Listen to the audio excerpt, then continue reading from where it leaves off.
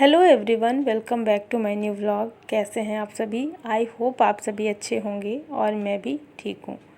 तो ये वीडियो है मंडे के दिन का और सुबह का टाइम है। इस वक्त सुबह के 5:30 बजे हुए थे और इसी समय जस्ट मैं उठी थी। आज उठने में थोड़ा सा लेट हो गया था, थोड़ा क्या मुझे लगता है बहुत लेट थी मैं। तो 5:30 तक बहुत ज़्यादा अगर लेट होता तो मैं वॉक पे चली जाती हूँ 5:30 बजे तक, लेकिन आज उठने में देर हो गई तो आज मैं वॉक पे नहीं जाऊंगी क्योंकि 5:30 बजे से ही ना धूप निकल आती है और जैसे ही धूप निकलती है बहुत तेज़ वाली रहती है, तो फिर बाहर निकलने का मन नहीं करता है। तो इसलिए आज वॉक पे नहीं जाऊंगी और उठते ही मैंने पानी अपना ले लिया है और वॉक पे नहीं जाना है तो अब कुछ घर का ही काम करूँगी, जो भी घर में है सुबह सुबह बाकी जो भी काम रहता है साफ़ सफाई का, तो बस उसी में लग जाऊंगी ताकि जल्दी से हो जाए। और बच्चे हैं घर में छोटे छोटे, तो आप सबको पता ही है कि मेरी भांजी आई हुई हैं और उनके छोटे छोटे बच्चे हैं, तो वो लोग ना रात में देर से सोते हैं, तो इस वजह से सुबह उठने में भी मुझे लेट हो गया। और सुबह जब मैं उठी तो बस जल्दी से लग गई हूँ किचन को साफ़ करने में। कल रात में मैंने थोड़ा जल्दी में साफ़ किया था ना, तो बहुत अच्छे से नहीं साफ़ हुआ था। इसमें थोड़ा ऑयल लग गया था इसमें किचन प्लेटफॉर्म में और गैस चूल्हा में, तो इसलिए अभी मैं इसको अच्छे से साफ़ कर लेती हूँ। पानी वगैरह पीने के बाद मैं सीधा लग गई हूँ ताकि जल्दी मेरे सारे काम हो जाएं, क्योंकि बच्चे अभी जो है सो रहे हैं और छोटे बच्चे हैं, जब वो उठ जाते हैं तो इधर से उधर पूरे घर में उनका शुरू हो जाता है बदमाशी। तो इसीलिए मैं सोच रही थी जल्दी से जो भी मुझे काम करना है वो मैं कर लेती हूँ। तो बस यहाँ पर जो है गैस को मैंने अच्छे से साफ़ कर लिया है, किचन प्लेटफॉर्म और मतलब गैस की सफाई करने के बाद, और इसके बाद फिर मैंने जो है झाड़ू पोछा जल्दी से निपटाया था। तो जैसे ही मैंने झाड़ू पोछा किया ना, उसके बाद वैसे ही फिर बच्चे उठ गए थे, तो बस उनमें मैं बिज़ी हो गई और नाश्ता वगैरह बनाना, हस्बैंड ऑफिस गए, तो ये सारी चीज़ें हुई इस बीच। और जैसे ही हस्बैंड चले गए तो फिर इसके बाद मैं लग गई हूँ कारपेट धुलने के लिए। और कारपेट यहाँ पर एक रखी हुई रहती है जो हॉल में, तो उसमें जैसे बच्चे हैं ना तो कुछ न कुछ गिरा देते हैं, तो इस पर शायद कुछ गिर गया था, तो मैं इसको कल ही बाहर निकाल दी थी कि कल मैं इसको साफ़ करूँगी। और इसके साथ 2 और कारपेट हैं छोटी वाली, जो कि तीनों बेड के साथ में मैं रखी थी, तो इन दोनों को मैंने रख दिया था बेड के अंदर। और ये उस टाइम पे ज़्यादा गंदी थी नहीं, तो इसलिए मैंने इनको रोल करके और बेड के अंदर ही रख दिया था। और फिर अभी जब मैं इसको साफ़ कर रही थी तो मुझे याद आया कि क्यों ना मैं उन दोनों को भी साफ़ कर लूँ, क्योंकि मुझे लग रहा था थोड़ी बहुत गंदी है ही। तो यहाँ पर अभी धूप नहीं थी, तो सफाई का जब काम चलता है ना तो फिर लगता है कि साथ के साथ ये सारा भी निकाल करके साफ़ कर लिया जाए। और वैसे इनका भी काम है नहीं, ये जो कारपेट है इनका यूज़ बिल्कुल भी नहीं है। तो अभी मैं क्या करूँगी, मैं धुल करके सुखा करके और फिर इनको वापस से रख दूँगी बेड में ही। और वैसे ज़्यादातर इनका काम होता है ठंड में, तो ठंड के टाइम पे ही निकालूँगी, क्योंकि धुलने का काम फिर बढ़ता रहता है, इनमें सारी गंदगी चिपक जाती है और ज़्यादा यूज़ अभी नहीं है। देखती हूँ सूखने के बाद एक आध अगर रख लूँगी तो रख लूँगी। फ़िलहाल तो ये हॉल में एक जो रहती है तो इसका ज़्यादा ज़रूरी रहता है, क्योंकि बैठ के खाना वगैरह खाने के लिए बहुत अच्छी रहती है। तो तीनों कारपेट मैं यहाँ पर धुल देती हूँ। और यहाँ पे ना जब मैं कारपेट धुल रही थी इससे पहले बच्चे यहाँ पे पानी खेल रहे थे, तो यहाँ पे जैसे टब में पानी लगा देते हैं तो बच्चे ना बहुत मस्ती करते हैं, वो अपना इसी टब में नहाएंगे और पूरे यहाँ पे पानी फैला करके और खेलते रहते हैं। तो बहुत टाइम तक वो लोग खेल रहे थे और किसी तरीके से यहाँ से फिर गए हैं अंदर, तो मैंने जो है दरवाज़ा बंद कर दिया है बालकनी का और इसके बाद मैं ये सफाई का काम कर रही हूँ ताकि बच्चे ना आए। नहीं तो वो लोग क्या करते हैं कि पानी जैसे ही देखते हैं ना, तो पानी देखते ही वो आ जाते हैं और खेलने लग जाते हैं, और अगर मना करो तो फिर रोना स्टार्ट हो जाएगा। छोटे बच्चे हैं जिद तो करते ही हैं, लेकिन ज़्यादा पानी फिर नुकसान भी कर सकता है, इसीलिए मैंने जो है दरवाज़ा बंद कर दिया था वहाँ का। और इस तरीके से अभी मेरा काम चल रहा है। दरवाज़ा बंद करके ही अगर कुछ ऐसा काम करना होता है ना कि बच्चे वहाँ पे ना पहुँचे, तो फिर दरवाज़ा बंद करके ही वो काम करना पड़ता है। तो बस यहाँ पर कारपेट धुल चुकी थी और मैंने इसे डाल दिया था इसी दीवार में सूखने के लिए। दीवार को मैंने पहले ही धुल लिया था ताकि इसमें धूल मिट्टी वगैरह जो है वो साफ़ हो जाए। और बस यहाँ पर मैं भी आ चुकी थी नहा करके। जो भी थोड़े बहुत कपड़े थे उनको मैं साथ के साथ धुल करके ले आई हूँ। और डेली के जो थोड़े बहुत कपड़े रहते हैं ना, उनको मैं हाथ से ऐसे धो करके और फिर डाल देती हूँ। तो बस मैं आ गई थी अभी किचन में।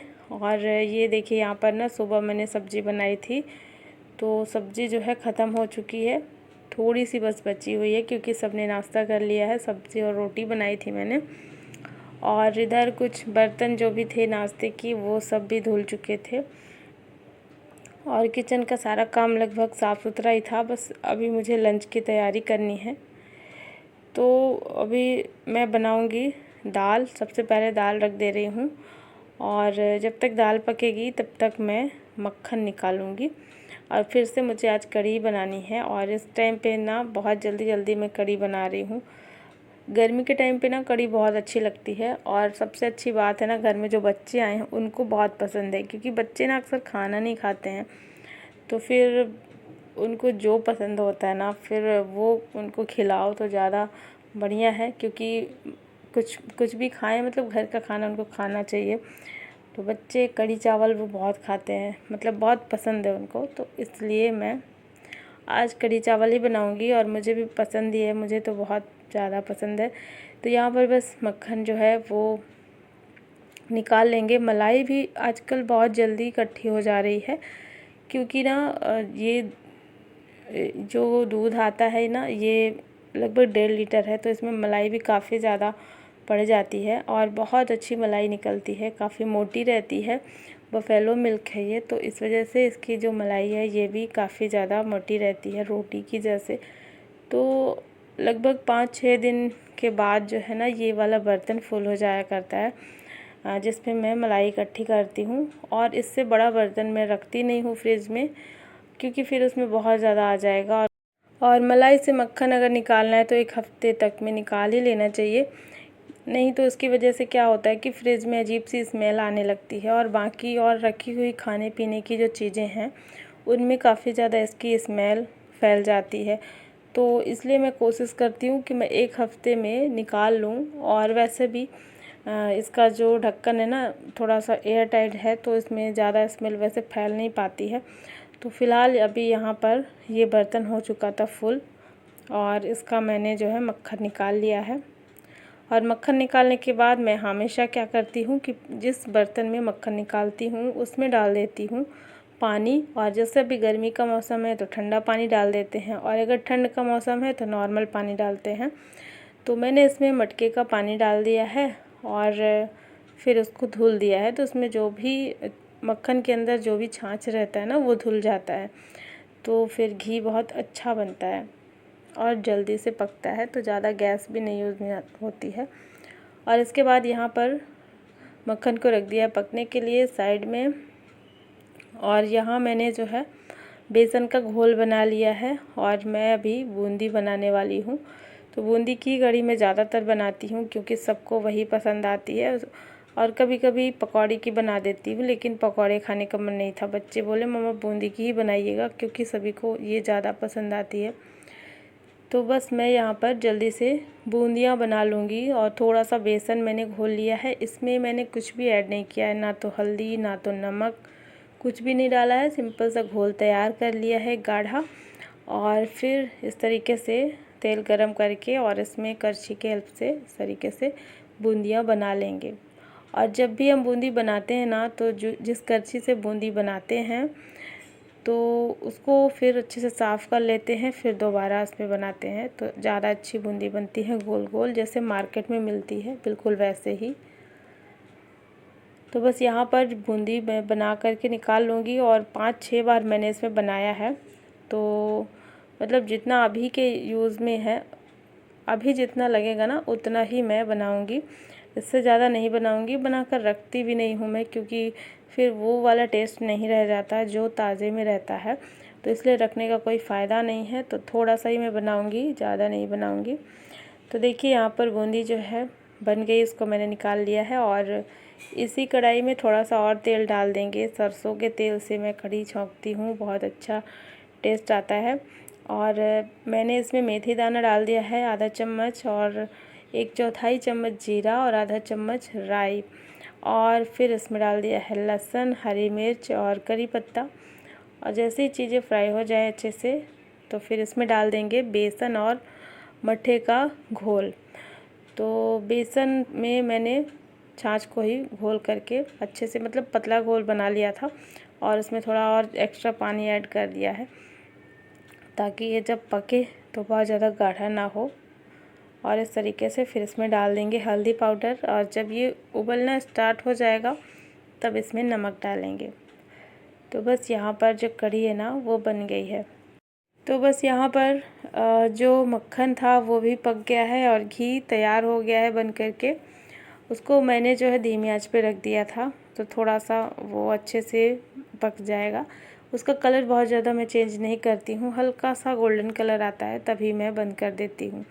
और साथ के साथ इसको छान करके डब्बे में भर के रख दूँगी, क्योंकि अभी ये गर्म है, नहीं तो फिर रखने से हल्का सा जम जाएगा। तो इसे मैं डब्बे में छान करके रख देती हूँ। तो घी के लिए मैंने 2 डब्बे रखे हुए हैं, एक में मैं स्टोर करके रखती हूँ बड़े डब्बे में, और एक छोटा जो कि मैं डेली खाने के लिए यूज़ में निकालती हूँ। तो थोड़ा थोड़ा मैंने दोनों में डाल दिया है, क्योंकि घी काफ़ी ज़्यादा मात्रा में था, तो थोड़ा सा मैंने डेली वाले में निकाल लिया, और थोड़ा सा नहीं, ज़्यादा मात्रा में स्टोर करने वाले में डाल दिया है।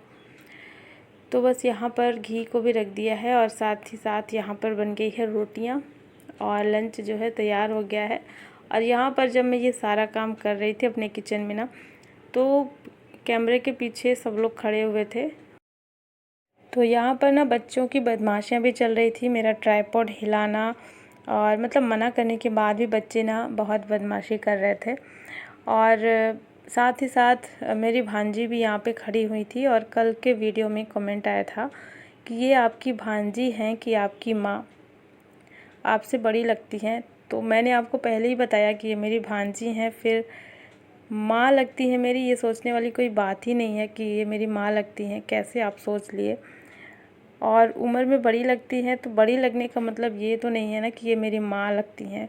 और इनके बच्चे भी इतने छोटे हैं, मैंने दिखाया भी आप लोग को, फिर कैसे सोच लिए मुझे पता नहीं। और इनके बारे में अगर मैं बताऊं तो ये जो मेरी भांजी है ना वो मेरी ही उम्र की हैं, हम दोनों एक ही उम्र के हैं, तो हम लोगों में बहुत अच्छी जमती है, बातें करते रहते पूरे टाइम, मतलब एक दोस्त की तरह रहते हैं। मामी भांजी जैसा रिश्ता बिल्कुल भी नहीं है, हम लोग दोस्त की तरह रहते हैं। तो देखिए अचानक से फिर जाने का प्लान हो गया इनका, और शाम हुई और अचानक से फिर कॉल आया दीदी का, क्योंकि दीदी थोड़ी दूर में रहती हैं, तो वहीं से आई ही थी मेरी भांजी, और ये आज वापस जाएंगी। तो इनको छोड़ने के लिए हम लोग जा रहे थे, और ये सारी प्लानिंग अचानक से हो गई थी। पहले तो ये प्लान था कि रुकेंगे अभी 2-4 दिन, थोड़े दिन और, लेकिन फिर अचानक से जो है जाने का प्लान हो गया। तो शाम के टाइम पे जैसे ही हम लोग सो करके उठे 6 साढ़े 6 बजे, तो वही यहाँ पर छोड़ने के लिए हम लोग गए थे। और ये अब शायद रक्षाबंधन में आए या फिर पता नहीं, कुछ कहा नहीं जा सकता, क्योंकि अभी रक्षाबंधन बहुत टाइम है, तो हो सकता है अगर आएंगी तो रक्षाबंधन में ही आएंगी।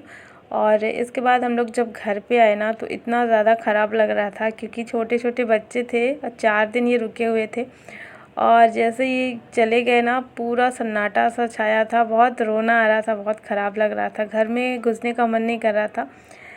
और मेरे बच्चे आरुष सरवन्या, उनको भी बहुत ख़राब लग रहा था, क्योंकि पूरे टाइम वो साथ में खेल रहे थे। तो हस्बैंड देखे सबका मूड उतरा हुआ है, तो फिर यहाँ पर समोसे लेकर के आए थे कि चलो सब लोग अपना मूड चेंज कर लो। और कोई भी है जो कोई भी घर पे आते हैं तो उनको वापस तो जाना ही पड़ता है ना। तो 3-4 दिन रहे, बहुत अच्छा घर का माहौल था। और इसी के साथ आज का व्लॉग यहीं पे एंड कर